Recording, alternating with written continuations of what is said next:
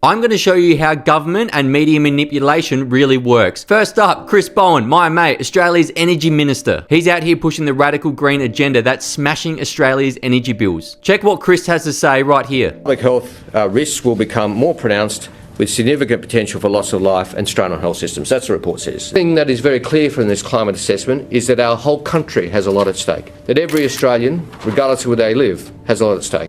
Did you listen carefully to the language he's using? He's not just warning, he's talking in terms of loss of life and destruction. That's intentional, and the government's in panic mode, and they're leaning on fear to claw back the narrative. And sure enough, the very same day, the media jumps in with the same script. Mass weather events, melting ice cap, bushfires, the whole life-ending rule. And it seems a little coordinated, doesn't it? Here's what the media says. A high-level snapshot of Australia's exposure to climate change has warned that millions of people will be at risk from rising sea levels and more will die from heat waves. A dire new climate change report predicts heatwave deaths will soar in Western Sydney. Now let's look at some actual numbers. Australia exports around 25% of the world's coal, and we export 70% of the gas we produce. So while Aussies are told to go green and cop higher energy bills, our coal and gas is being shipped overseas to burn for cheap, reliable power. Hey Chris, the people who we sell it to, they live on Earth. Same sky, same atmosphere, same emissions. Tell me how that makes sense. And don't forget, Australia makes up just 1.2% of global human emissions. Check this graph out. Look where China and India are compared to Australia. We are fueling the fire overseas. The fire in which Chris Bowen tells us is going to destroy the planet. Explain that to me. I will never trust and believe a government that preaches doom while profiting from the same destruction. They talk climate emergency, but their approvals and exports tell a different story. Who are they working for? The public, the Australian people, or the big green donors who own the energy market? Call it whatever you want, but when words and actions don't match, you stop believing the words. That's the raw truth. Now, back to psychological manipulation. I spoke about this the other day. When politicians and friendly media start using words like catastrophic, death, and existential threats, that isn't accidental. That's a tool. And in saying all that, well, the gig's now up. The public are now waking up to the double standards and the panic talk. So no, I will never believe when the government tells us that man-made climate change is real, while their approvals and exports tell a different story. They have now upped their game. They are talking death and loss of life. And that is trying to silence us with fear. And it doesn't work anymore. The people are sick to death of a government that just spills utter garbage. I don't think there has ever been a time in history where the government is so disconnected from the people. And it's starting to show. What's your thoughts?